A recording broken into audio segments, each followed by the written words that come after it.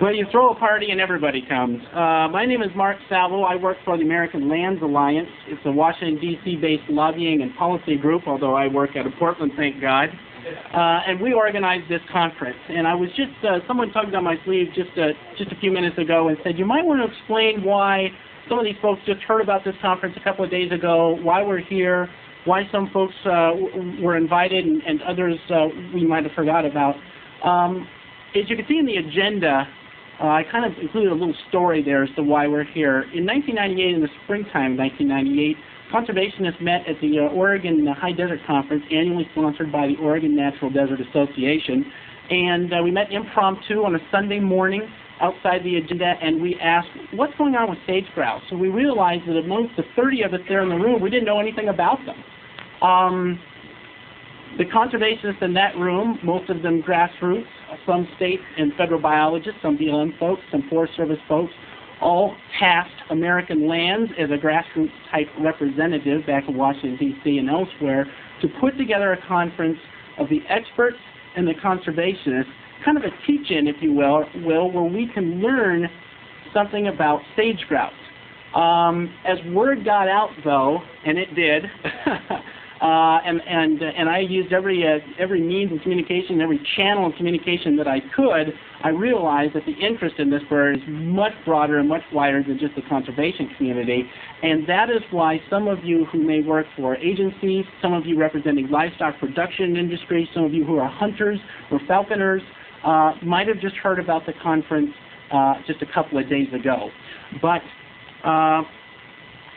we are pleased that you're here and you were invited. So thank you very much for being here. When I started organizing this conference last summer, I told my father I was planning a meeting on the sage grouse, and he asked, well, what's that? And really I didn't know, so I showed him a picture, and we both agreed that it looked like an oversized cross-dressing pigeon.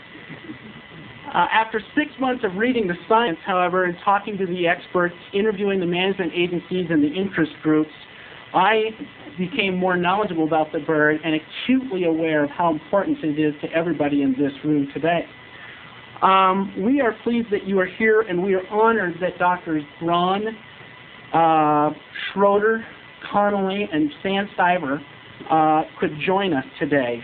Yesterday, a colleague asked, do you know what kind of a poll this conference could have? You have some incredible speakers, and after we hung up on the phone, I calculated the years of experience, almost 100 years of experience, combined with Dr. Crawford at Oregon State University, who couldn't be here due to back surgery, will be represented on our speakers panel today, and that's pretty formidable. That's pretty impressive.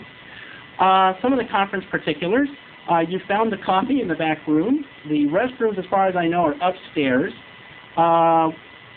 We have a dinner tonight, and as you can see from your conference addendum, Dr. Cade, a falconer, will be speaking at the dinner, and he will show his falcon at the dinner.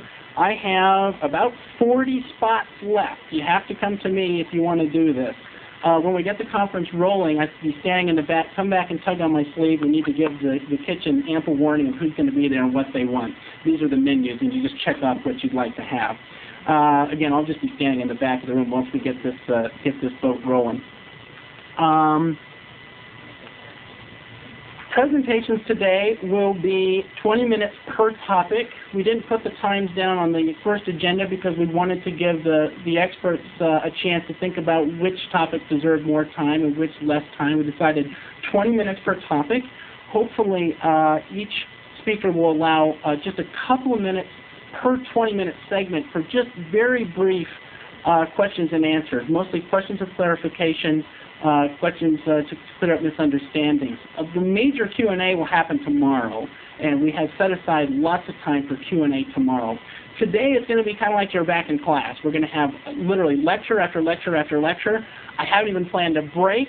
We're just going to plow through 1 o'clock to 5 o'clock, and then I hope you all join us for drinks and a social hour upstairs, even if you're not going to enjoy the dinner with us.